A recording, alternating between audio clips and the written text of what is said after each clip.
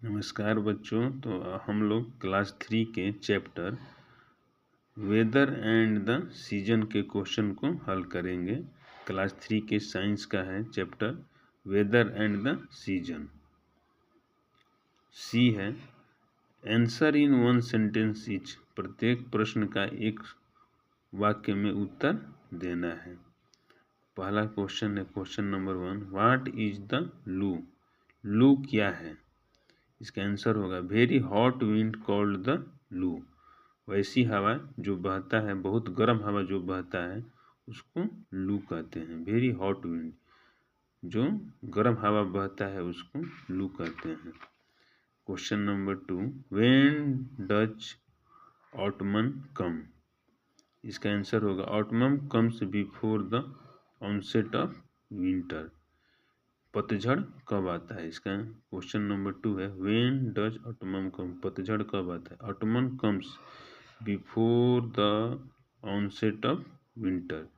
ठंड की शुरुआत से पहले ही ये पतझड़ आता है। क्वेश्चन नंबर 3 है name some fruits and vegetables easily available in winter.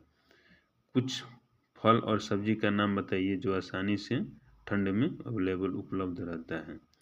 इसका आंसर होगा vegetables like cauliflowers, carrots and peas and fruits like apples, grapes and orange are available in winter। सब्जी जैसे कि फूल गोभी है, गाजर है और मटर, और फल में एप्पल, सेब, ग्रेप्स अंगूर और ऑरेंज संतरा, ये सब आसानी से ठंड में उपलब्ध रहता है। क्वेश्चन नंबर 4 है where do people build houses on stilts. People, इसका आंसर होगा people living in flood prone areas build houses on stilts. Question number 5 है why does power supply often get affected after storms. जब तूफान आता है या चक्रवात आंधी आता है तो उस समय जो पावर सप्लाई है, बिजली का सप्लाई है, क्यों बाधित हो जाता है, क्यों प्रभावित होता है? इसका आंसर होगा storms knock down electric poles which affect power supply. जो तूफान है या आंधी है वो बिजली के खंभे को प्रभावित करता है, उसको तोड़ देता है या बेंड कर देता है, इसलिए उससे पावर सप्लाई पे प्रभाव पड़ता है। अब है डी, आंसर इन 2 या 3 सेंटेंस इच। 2 या 3 वाक्य में आंसर देना है। क्वेश्चन नंबर 1 है why is the afternoon hotter than the morning. Why is the afternoon hotter than the morning. दोपहर जो है सुबह की अपेक्षा क्यों ज़्यादा गर्म रहता है? इसका आंसर होगा afternoon is hotter than the morning because at noon the sun is directly over our heads.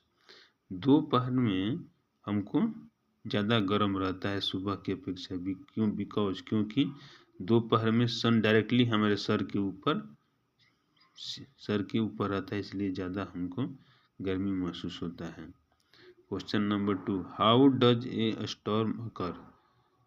तूफान कैसे आता है?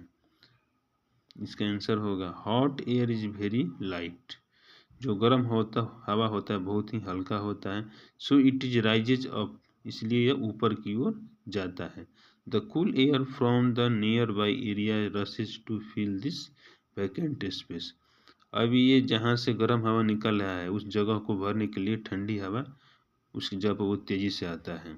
This fast and strong winds are called, और ये इतना तेजी से आता है कि उसी को हम लोग स्टॉर्म बोलते हैं, तूफान बोलते हैं। क्वेश्चन नंबर 3 है how is the cloud formed. बादल का निर्माण कैसे होता है? इसका आंसर होगा after reaching a great height. बहुत ऊंचाई पर जाने पर the water vapours cools down to form tiny droplets of water. क्या होता है कि वाष्प जो होता है कूल डाउन्स, वो ठंडा हो जाता है और पानी का छोटा छोटा बूंद बना लेता है। This droplets join together to form clouds, और ये जो बूंद है एक साथ मिलकर बादल का निर्माण करते हैं।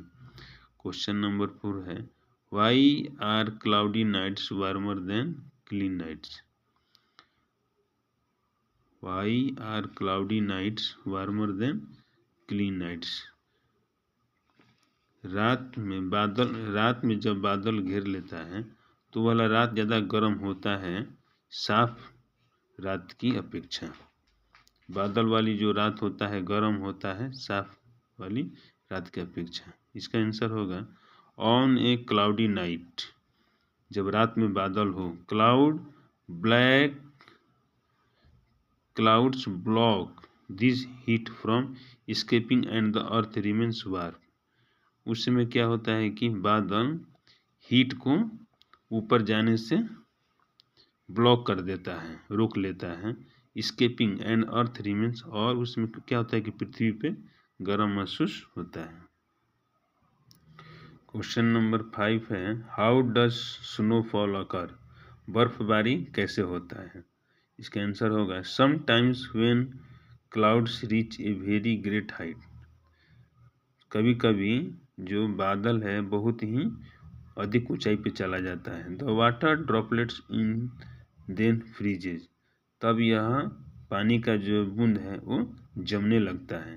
This frozen drops of water falls as snow, और यह जमा हुआ जो बूंद का पानी है, पानी का जो बूंद है वो बर्फ के रूप में गिरता है। This phenomenon is called snowfall, और इस घटना को हम लोग बर्फबारी की घटना कहते हैं। अगर कहीं भी समझ में नहीं आए तो आपको व्हाट्सएप पे मैसेज कर देना है। Thank you.